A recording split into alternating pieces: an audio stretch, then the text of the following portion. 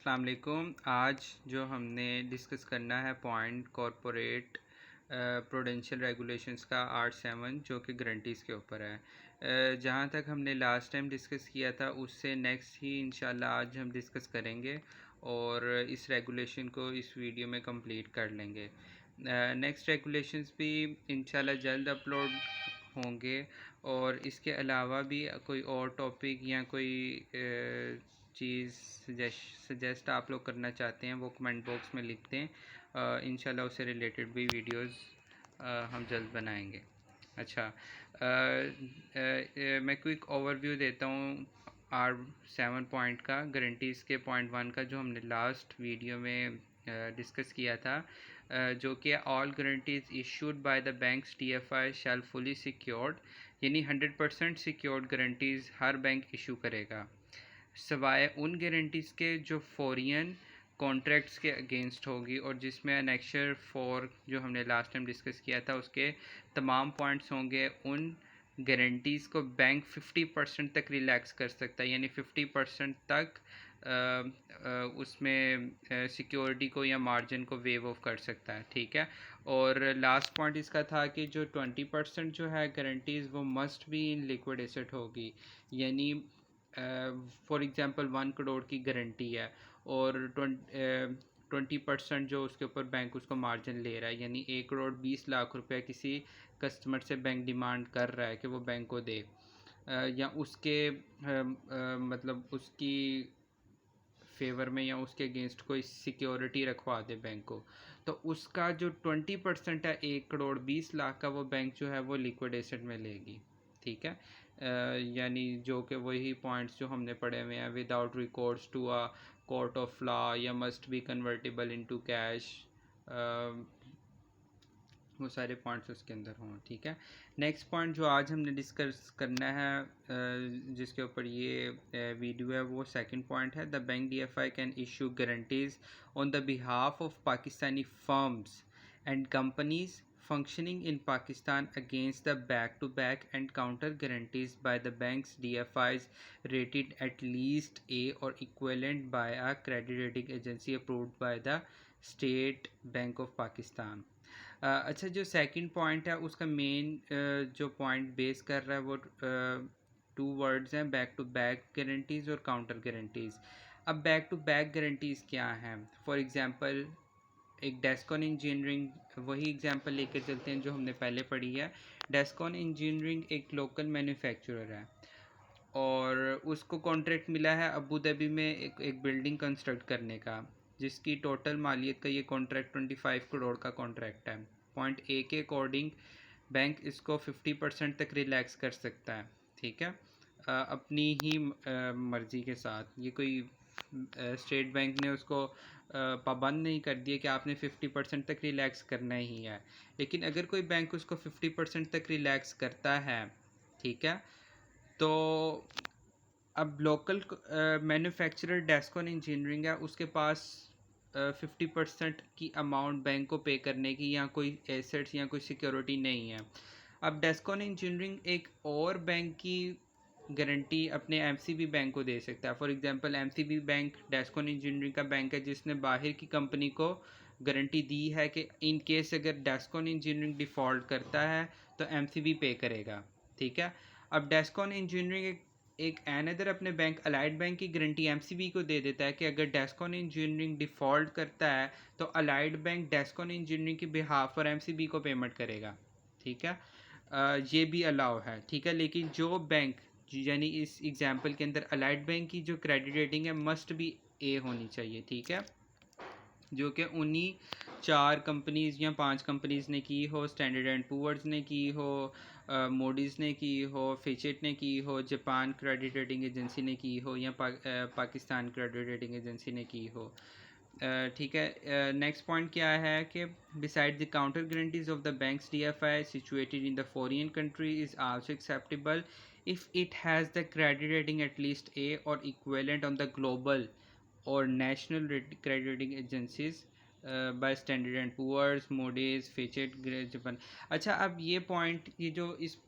Point number 2 का next half है, ये मतलब इसका खुलासा अगर मैं करूँ तो वो ये है कि अगर लोकल मैन्युफैक्चरर की बिहाफ पर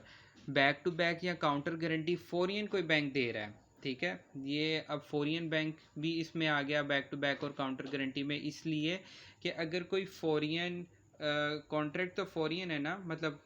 कंपनी लोकल है और उसने जाके काम करना है दुबई में, तो वो दुबई का भी कोई बैंक लोकल बैंक को गारंटी काउंटर गारंटी दे सकता है, लेकिन जो फॉरेन बैंक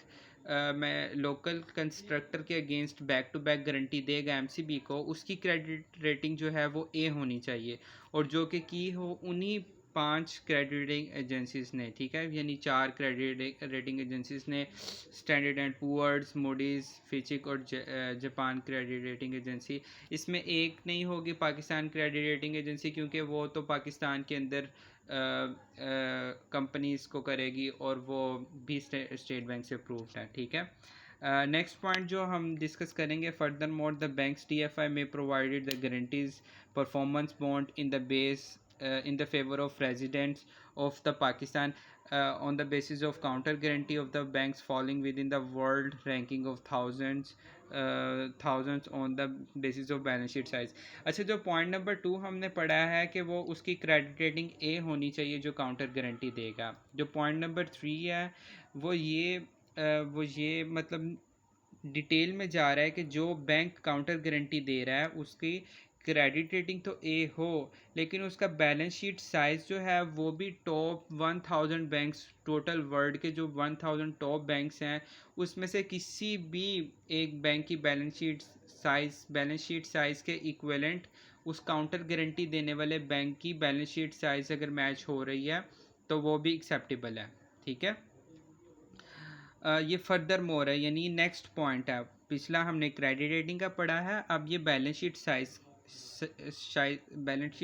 साइज का एक पॉइंट मजीद ऐड हो गया उसके अंदर। In this regard banks DFI will have board approved policy having internal limits for acceptance, यानी स्टेट बैंक्स किसी भी बैंक को बाउंड नहीं कर रहा कि आपने सिर्फ ये 2 पॉइंट्स देखने और आपने गारंटी दे देनी है, बल्कि स्टेट बैंक एक ब्रॉडर व्यू दे रहा है कि अपने बोर्ड की अप्रूव्ड पॉलिसी के मुताबिक आपने क्राइटेरिया सेट करना है of such counter guarantees based on inter alia their own risk appetite and risk profile of counter guarantees issuing bank, यानी कि हर बैंक अपना क्राइटेरिया भी सेट करे इन पॉइंट्स के साथ साथ, ठीक है। The banks DFI shall also institute a mechanism to monitor such limits, और इन लिमिट्स की मॉनिटरिंग के लिए स्पेसिफिक डिपार्टमेंट्स क्रिएट करें, स्पेसिफिक लोगों को हायर करें कि वो मॉनिटर करें कहीं ये लिमिट्स जो हैं या ये जो पॉइंट्स हैं ये ब्रीच तो नहीं हो रहे, इनकी खिलाफवर्जी तो नहीं हो रही। नेक्स्ट पॉइंट है the banks DFI shall ensure that counter guarantees received are properly evaluated and their own guarantees against such guarantees are issued with due care। अच्छा, नेक्स्ट पॉइंट ये है कि जो काउंटर गारंटीज बैंक इशू कर रहा है वो प्रॉपरली इवेलुएटेड हो। इसका मतलब ये है, इसको अगर हम एक एग्जांपल से समझे तो वो ये है कि अगर एक बैंक 20 करोड़ की गारंटी दे रहा है लेकिन उस बैंक के टोटल एसेट्स जब बैलेंस शीट साइज़ 5 करोड़ के इक्विवेलेंट है, यानी वो बैंक उस गारंटी अगर कोई कंपनी डिफ़ॉल्ट कर देता है तो उसको बेयर ही नहीं कर सकता। तो इस तरह के केस में जो बैंक है वो उसकी गारंटी को एक्सेप्ट नहीं किया जाएगा जिसके टोटल एसेट्स ही इतने नहीं हैं कि वो किसी किसी के बिहाफ पर गारंटी दे सके, ठीक है। नेक्स्ट पॉइंट नंबर 5 है cases where payments are not receive within 20 working days by the banks DFI when the guarantees of overseas banks are involved. अच्छा, अच्छा इसको हम इस तरह से एग्जांपल में समझते हैं कि अगर डेस्कॉन इंजीनियरिंग अपना प्रोजेक्ट करने में नाकाम हो गया और जो फॉरेन बैंक है या फॉरेन कंपनी है उसने MCB से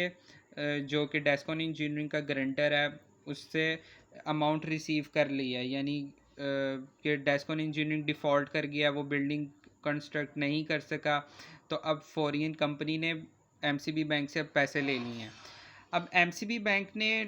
डेस्कॉन इंजीनियरिंग के बिहाफ पर ABL से गारंटी ली थी, यानी ABL ने काउंटर गारंटी दी है कि अगर डेस्कॉन इंजीनियरिंग डिफ़ॉल्ट करता है तो मैं उसके बिहाफ पर पेमेंट करूँगा।